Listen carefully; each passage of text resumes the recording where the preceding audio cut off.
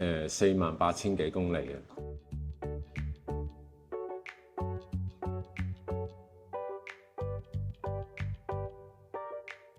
海獅係我第一架電車嚟嘅。其實比亞迪揀嘅原因就因為有大灣區聯保啦。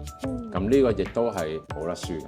我諗問10個有8個都會係呢個答案嘅。咁有時亦都係借住就係話有時純粹係 weekend 翻去2-3日玩，我哋可以擺呢架車喺嗰度，咁玩完啦又可以揸翻落嚟咁樣。即係嗰個時間同埋個成本亦都會無形中係優化咗。呢個亦都係俾到好多比亞迪嘅車主都安心嘅。大家都知香港嗰個養車成本都係啦，都唔平嘅。咁1800蚊電費嚟講就一定係電車完勝。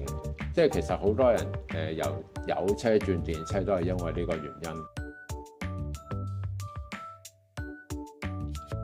買架車翻嚟，咁有時 weekend 都會用下車嘅。我比較中意去啲譬如海邊啦，係啦。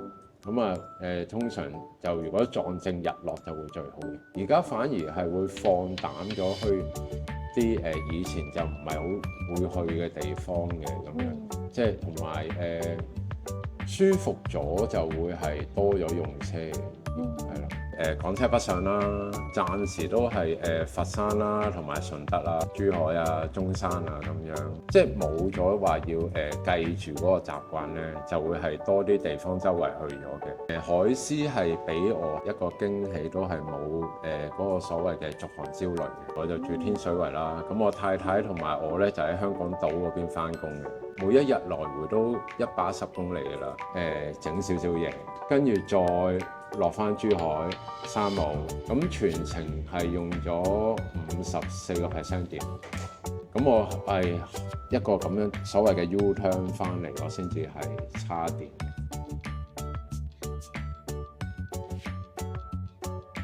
駕駛體驗就海獅係個空間感係好嘅，都係舒服嘅。好多屋企人啊、朋友啦，甚至乎其他海獅嘅車主咧，佢哋不約而同都話其實個後座空間係最舒服嘅。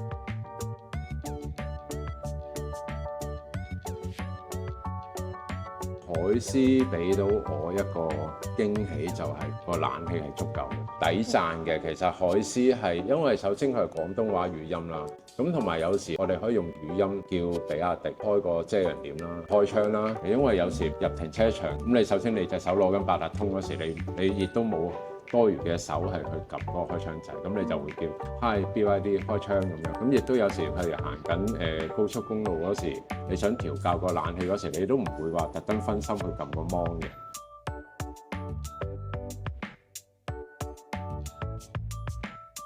海獅都會係入啲group啦，都會係識到好多唔同嘅朋友翻嚟，擴闊咗嗰個朋友嗰個空間嘅。我其實每一次食飯嘅聚會，我哋都有影相。其實每個月都會有一個飯局嘅，我哋話題就好多嘅，譬如話個尾箱啦，就會裝個燈條啦，係啦，泊露天停車場，咁有時會黑蚊蚊，你要開尾箱攞嘢咧，嗰條燈條就真係好大幫助，係啦。咁跟住4隻門嘅迎賓燈啦，呢個亦都係我哋車友仔裝得最多啦。我哋所謂嘅金鏡啦，有啲人就會用藍鏡啦，係啦，咁就會換落去嘅。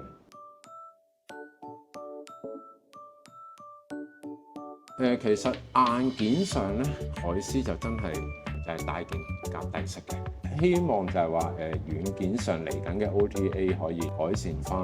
咁你話硬件上，我揸咗年幾就暫時就我覺得冇問題。因為其實有啲設備我哋買嗰時都冇嘅話咧，就其實就冇強求到話要加啲乜嘢。咁你要將心比己就係個價錢問題啦。咁但係好多品牌，以我所知係即係純粹係我要褪後，跟住個 show 翻個360出嚟嗰度已經要俾錢啦，就要係買個月裝個月費 plan 嘅。咁但係我話咁而家海獅你又使唔使俾錢咧？你好似未使俾錢喎。咁同埋有好多嘢我哋都話係未必比亞迪係俾唔到你，可能運輸署俾唔到我哋啦。因為其實而家我哋咧喺度集體研究緊一樣嘢嘅，就係俾BYD車尾 BYD 嗰度其實係可以着燈，即係嚟緊你哋和諧啦，會唔會同比亞迪反映翻香港嘅車主係想喺唔想破保嘅情況下着翻車尾嗰個 BYD 個等燈？因為國內版我係見過係可以喺個屏幕嗰度係開嘅。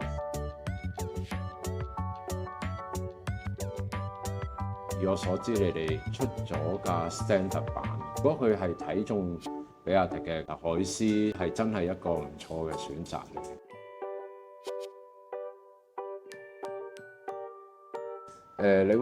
你話真係要揀一個嘅，可能會係 camping 嗰啲啦，係啦。咁你哋盤菜宴都搞過啦，會唔會嚟個車中泊啊？或者大灣區咁樣一個組團嘅自駕遊啊，咁樣係啦。可能某 set 一個地方，譬如可能長隆野生動物園啊，咁都係一個好嘅體驗。因為其實好多海獅嘅車主，佢哋都可能係近呢半年先至會係申請港車北上。即係我成日都會聽到好多人就會係話返大陸就會係去邊度叉電啦，有啲咩食啦，邊度好去啦。咁其實都係可以，你哋可以 join 一個我哋所謂嘅導賞團，即係有邊度好玩啊，有啲咩推介啊，返大陸嘅叉電同香港叉電有咩分別啊？